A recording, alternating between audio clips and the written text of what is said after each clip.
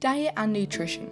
We're told from a young age that it is important to eat the correct foods to stay healthy. But just how important can nutrition be for cancer patients? This episode will follow the stories of 3 cancer survivors as we hear their experience with treatment and nutrition and ask the experts. After being diagnosed with breast cancer, Amanda was given a prognosis of 12 months to live. She turned down chemotherapy following delays in the hospital and began a holistic protocol. Her prognosis is now 8 to 10 years. The nuts and bolts really is the vegan, sticking to the vegan diet as best as possible and raw as possible. And then just sort of learning about new things really. Like I learned that turmeric helps with inflammation, and then you've got black seed oil, which then got added in. If we're looking at a petri dish, and then black seed oil can really kill especially breast cancer cells quite drastically. When we're looking at humans, you can't expect just because you're seeing breast cancer cells in a petri dish die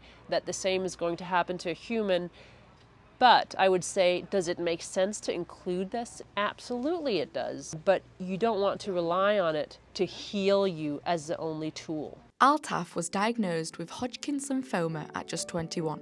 He decided to take a similar approach to Amanda when his cancer returned 10 years later. I had chemotherapy in 2001 and I had a devastating time with it. So when I had cancer again in 2012, I decided to treat myself naturally with diet. So I stopped all forms of sugar. I stopped eating virtually. So my diet just became carrot juice, black seed oil, pineapple, papaya. I was like an animal. Give me peppers, give me bananas, give me. A lot of fruits have anti-cancer properties when you look at it with cancer cells in a petri dish. And that is because nature is so smartly designed that the cancer does eat sugar.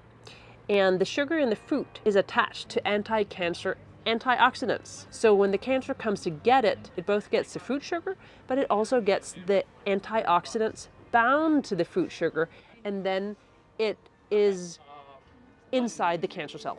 Unlike Amanda and Altaf, Sid used his diet alongside his chemotherapy. It was basically I was going to die, and I was in Last Chance Saloon, so I researched on the internet everything, and I came to the conclusion after much research that I'll cut out all toxic food, nothing out of a packet, no processed food, nothing out of a tin, and survive on mainly fruit. Anyway, I'm still alive when I should have been dead. So when might nutrition and supplements not be beneficial to cancer treatment?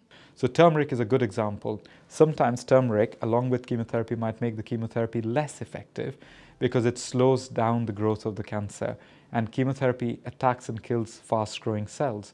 So on the one hand, it might sound like it's the right thing to do because you want to slow down the cancer growth, but you might actually protect the cancer from being killed by the chemotherapy drugs. They can't promise cure, neither can chemotherapy, neither can the surgery, and neither can my vegan diet. But actually, if I can just have a vegan diet with some supplements, which really doesn't cost very much, and maybe potentially keep the cancer at bay doing it that way, then why not? And I'm living proof that that's happened so far. Hopefully we'll be having this conversation next year and I'll still be here. Completely.